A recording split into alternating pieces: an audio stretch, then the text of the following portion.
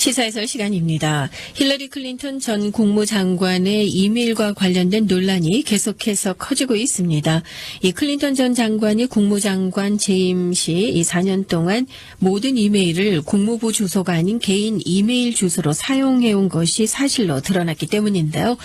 2016년 대선에 민주당 선두주자로 나선 힐러리 클린턴에게 이 논란이 앞으로 얼마나 큰 장애물로 등장을 하게 될지 이 많은 사람들의 관심거리가 되고 있습니다. 과연 그녀가 정부의 보안 규정을 어겼는지 또 그렇다면 그 동기는 무엇이었는지 현재 조사가 진행되고 있습니다. 자세한 사항들 종합해서 살펴보겠습니다. 김정일 해설위원 나오셨는데요. 자, 이 문제 단순히 보안 규정 위반의 문제가 아니라 그보다 더 복잡한 양상을 띠고 있는 것으로 보는 시각이 많은데요. 그렇죠. 단순치가 않죠. 이제 이 사람이 내년 이제 2016년 대선 주자로 이제 가장 선두에 나선 사람이다 하는 것은 이제 자타가 공인하는 것이고, 또 이 사람의 경력으로 봐서 알만한 사람이 왜 그랬느냐, 기본적으로 지켜야 될 건데 그걸 안 지켰으니까. 사실 뭐 현실적으로 클린턴 전 국무장관의 이야기라면 뭐든지 다 뉴스거리가 되죠. 그런데 이제 이게 굉장히 네거티브하게 나오니까 그것이 이제 앞으로 어떻게 될 것이냐, 이제 거기가 이제 초점이죠. 국무장관 재임은 이제 2009년부터 2013년까지 했는데, 그 당시에 이제 사용했던 이메일이 모두 그 개인 이메일 주소로 됐단 말이죠. 네. 국무부께 아니란 말이죠. 그러니까 이게 clintonemail.com 이런 주소가 있었어요. 이걸로 다 한 거예요. 그러니까 사실 제대로 하려고 그러면은 state.gov 이걸로 해야 되거든요. 국무부 주소로 해야 되는데, 완전히 자기 개인 거로 다 했단 말이에요. 공무도 이걸로 봤단 말이죠.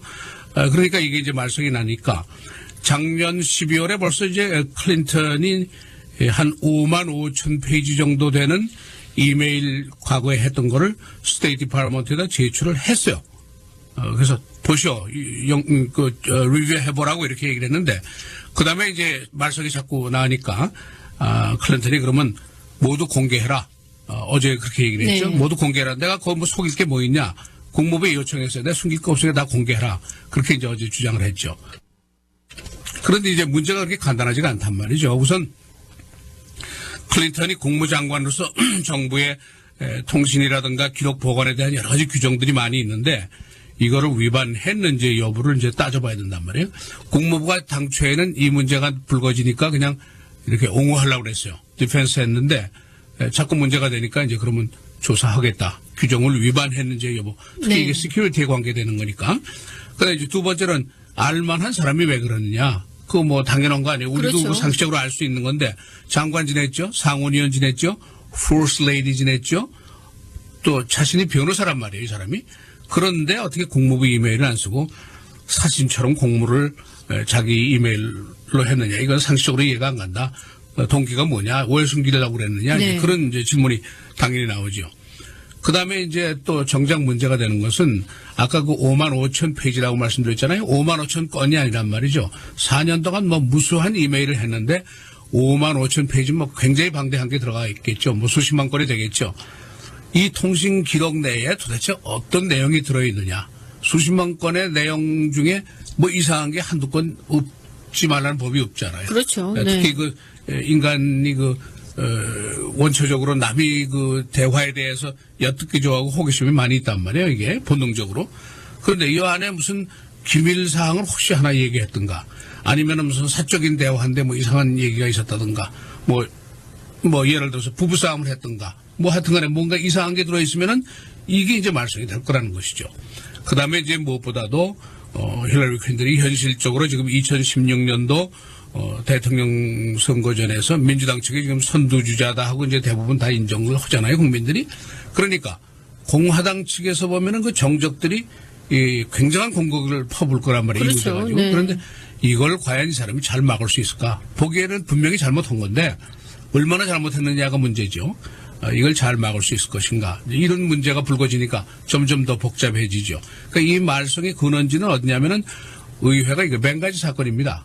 리비아의 그 벵가지 우리 그 미국 대사관이 공격을 받았던 것, 또 대사가 죽고 했던 것, 그 사건을 이제 지난번부터 이제 공화당에서 계속해서 이제 조사를 요구했는데, 이 테러 사건을 조사하는 과정에서 그러면은 당시 국무장관이니까 국무장관하고 현지 리비아의 벵가지하고 어떤 교신을 했느냐, 커뮤니케이션 알아봐야 되겠다. 그래서 그거를 뒤져보니까 네. 이게 엉뚱하게 개인 메일로 들어가 있단 말이에요.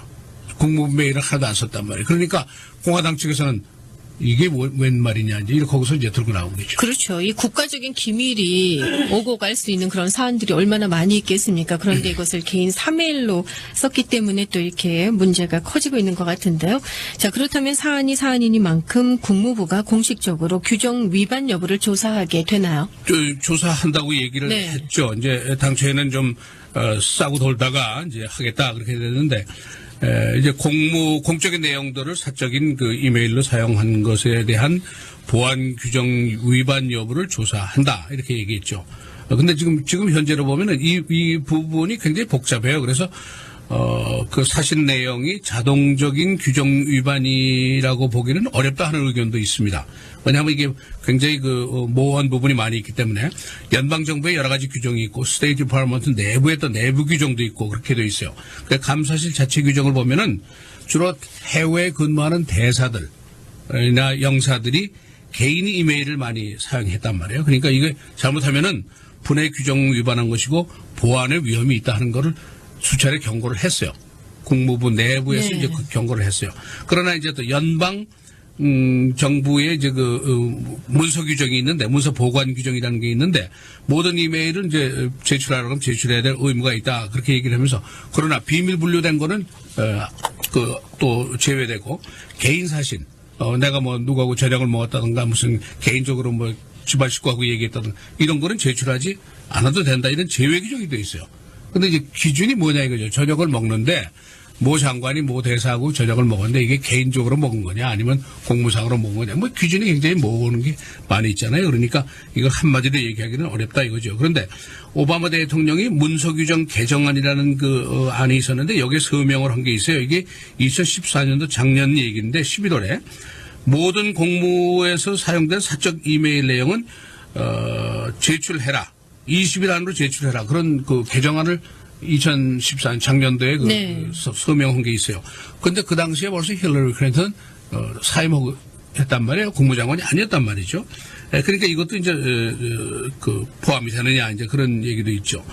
근데 이제 당연히 공무상의 중요한 통신 내용이 이제 중요한데 이게 승인되지 않은 거, 비승인된 거, authorize 되지 않은 거 그런 통신 수단으로 공무상의 커뮤니케이션을 할 수 있느냐. 이렇게 되면 데이터가 분실될 수도 있고 데이터가 손실될 수도 있고 은닉할 수도 있고 속임할 수도 있고 이게 딴 데 노출될 수도 있고 위험하단 말이죠. 그러니까 이제 그런 지금 이제 주장이 나오는 거죠. 그런데 존 케리 국무장관도 나섰어요. 결과적으로. 그러니까 바로 절임자지만은 이 문제를 신속하게 처리하겠습니다 하고 약속을 할 수밖에 없었단 말이에요. 여론이 그렇게 돌아가니까. 그런데 이제 신속하게 처리하겠다고 했습니다마는 국무부 내부에서는 이게 방대한 내용이고 5만 5천 페이지나 되고 이게 공적인 거냐 사적인 거냐 분류를 해야 될 거 아니에요. 수십만 건에 되는 걸. 그러니까 분류하고 하는데 꽤 시간이 걸리지 않겠느냐. 이제 그런 의견을 보이고 있죠. 정작 힐러리 클린턴이 나 숨길 거 없다 다 공개해라 이제 그렇게 얘기를 했지만은 내심에는 어느 정도 이게 스캔들이 되지 않을까 하는 이제 우려도 없잖아요. 네. 있겠죠. 그리고 뭐 수십만 건이나 되는 내용 중에 뭐 이상한 게 없으라는 법이 없으니까. 그래서 지금 이제 이게 하나의 그 정적과 정치상의 분쟁의 논란의 씨앗이 되지 않겠느냐 그런 예상도 나오고 있습니다. 그렇군요. 자, 2016년 대선을 앞둔 상황이기 때문에 정치적으로 이 문제는 정적들에게는 또 호재가 될 것이라는 그런 예상도 있는데요. 그 내용 중에 이제 민감한 내용이 얼마나 있느냐, 또 보안상의 위험한 게 얼마나 있느냐. 특히 이제 국무부 장관이라는 그 직책이 외교적인 통신을 많이 하잖아요. 네. 온갖 비밀을 뭐 다 다루게 된단 말이에요. 보안부서에 정말 수석 장관이니까 별 얘기 다 할 거 아닙니까? 그러니까 이게 이제 이 안에 민감한 내용이 얼마나 있느냐.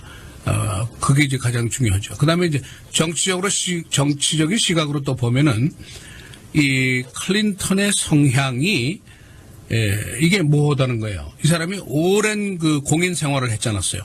그 퍼스트 레이디 했죠. 장관 했죠. 상원의원 했죠. 그러니까 거의 수십 년 동안 자기 평생에 성인이 돼가지고 거의 모든 게 항상 노출되어 왔단 말이에요. 카메라의 시선을 받고 사람들의 시선을 받고 그러니까 자연스럽게 클린턴이 노출을 회피하는 걸 원하는 그런 경향이 있었다는 것을 주변 사람들은 다 알아요. 그러니까 비밀을 가지고 은폐를 하려는 그런 성향이 있단 말이에요. 그러니까 예를 들어서 유명한 영화 배우가 항상 무슨 선글라스를 끼고 나타나잖아요. 네. 그냥 그걸 낀다고 해서 뭐가 감춰지는 건 아니지만은 그런 성향이 생긴단 말이에요. 마찬가지로 클린턴한테도 그런 게 있었는 게 아니냐. 이제 그런 위험이 있죠. 그래서 이제 그러나 이제 정적들에게는 굉장히 호재가 될 수 있는 것이 이 사람이 공사 구분을 못하면 되느냐. 이거 리더로서의 덕목의 1위가 공사를 구분하는 건데 이 부분에서 허약하면 곤란하지 않느냐. 그런 공격을 할 수가 있죠. 그 다음에 이제 poor judgment. 알만한 사람이 어떻게 이런 허약한 생각을 했을까. 그 judgment가 그러니까 대통령이 된다든가 할 경우에 판단력이 흐리면 곤란하잖아요. 네. 그러니까 그거 가지고 이 사람 뭐 자기 그 알만한 사람이 이런 것도 할 줄 모르면 어떻게 중차대한 공무를 볼 수 있겠느냐 이제 이렇게 나올 수가 있죠. 또 이 사람이 장관으로서 자기 부처의 보안 규정이 내부 규정으로 있었는데 이걸 무시해? 그럼 이 사람 뭐 법 위에 군림하는 사람이야, 규정 위에 군림하는 사람이야. 그런 그 공격 대상도 될 수 있단 말이에요. 그리고 또 퇴임 시에 그때 이메일을 다 공부에 건네고 가야지 퇴임하면서 그냥 다 들고 가면 어떡하냐 이게. 뭔가 남기고 싶고 숨기고 싶고 뭐 그런 부분이 있는 게 아닐까? 이 사람 비헤이브 하는 게 석연치 않네? 그런 공격의 대상이 될 수 있다는 것이죠. 그 다음에 이제 또 가장 중요한 것 중에 하나는 퍼블릭 트러스트예요. 퍼블릭 트러스트. 이 사람 자신이 자기 부처의 규정이라든가 이런 거를 신뢰하지 못하면은 퍼블릭이 당신을 왜 신뢰해야 돼? 네. 그런 얘기가 나온단 말이죠. 그러니까 이제 당연히 클린턴 쪽으로서는 주변에 얘기를 하면은 공인 생활을 너무 많이 하고 사생활에 너무 많이 노출이 되고 그러니까 당연히 그냥 본능적으로 사생활 노출되는 걸 꺼리는 그런 경향이 있으니까 자기 메일도 그냥 남이 감시하지 못하는 쪽에서 하고 싶다 하는 얘기가 있을 수 있다 이거죠. 그런데 그러나 리더로서의 덕목 중에 가장 중요한 것이 신뢰고 투명성이고 우리 투명성 배제할 수 없지 않느냐 이런 얘기죠. 그래서 이제 유력한 언론 중에 한 언론이 사설을 썼는데 그 사설의 제목이 이렇게 돼 있어요. 클린턴의 그 판단력이 열악한 것에 대한 것이 반영된 것이 아니겠냐. 이렇게 굉장히 심한 말로 그렇군요. 공격을 했어요. 네. 그러니까 poor judgment라고 말이죠. 그렇게 얘기를 했단 말이에요. 그러면 대통령 나오려고 그러면 이게 좀 곤란하죠. 그래서 이제 뭐 미국의 선거 쭉 봐오셨습니다마는 대통령 나오려고 그러면 뭐 정말 털고 또 털잖아요.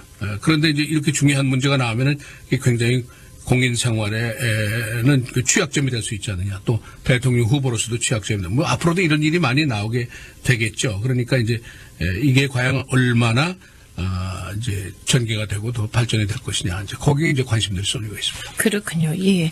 자, 이메일로 주고받은 사적인 내용들이 밝혀지면서 치명상을 입고 낙마한 사람들, 우리 그전에도 좀 많이 봤지 않습니까? 많죠. 네. 앞으로 국무부의 조사가 어떻게 진행이 될지 귀추가 주목되고 있는데요. 뭐 저희 조그맣지만 방송국만 해도 대표 방송국 이메일이 있고 사적인 개인 이메일이 있지 않습니까? 그렇죠. 공무를 위해서는 사실 대표 그 이메일 계정, 방송국 그렇죠. 이메일 계정을 이용하고 있거든요. 저희들도. 우리가 구별하죠, 우리들도. 그렇죠. 근데 이제 예. 이거 알만한 사람이 그러니까 이게 도대체 뭐냐. 그렇네요. 왜 이렇게 숨기려고 그러느냐. 이제 이 사람은 지금 나 숨길 거 없다. 다 공개해라. 5만 5천 페이지 다 털어놔라 하지만은 그거 가지고 안 된단 말이야. 퍼블릭 트러스트가 없으면 어떡하냐. 그렇죠. 이런 얘기죠. 예. 자, 오늘 시사해설 시간에는 힐러리 클린턴 전 국무장관의 이메일과 관련된 여러 가지 논란들이 계속 불거지고 있는데요. 관련된 사항들 정리해드렸습니다. 수고하셨고요. 자, 이제 또 주말이 시작이 되네요. 네. 예. 자, 다음 지금은- 주부터는 좀 봄 소식이 완연해지겠죠. 기대를 해볼까요? 뭐 다음 주 중반부터는 뭐 최고 기온 50도까지 올라가니까 이제 봄 소식이 멀지 않았습니다. 예, 좀 마음을 놓아도 되겠죠. 그렇습니다. 워낙 시카고 날씨 변덕이 있긴 하지만은요. 자, 한 주 동안 수고하셨고요. 내주에 다시 뵙도록 하겠습니다. 고맙습니다. 감사합니다.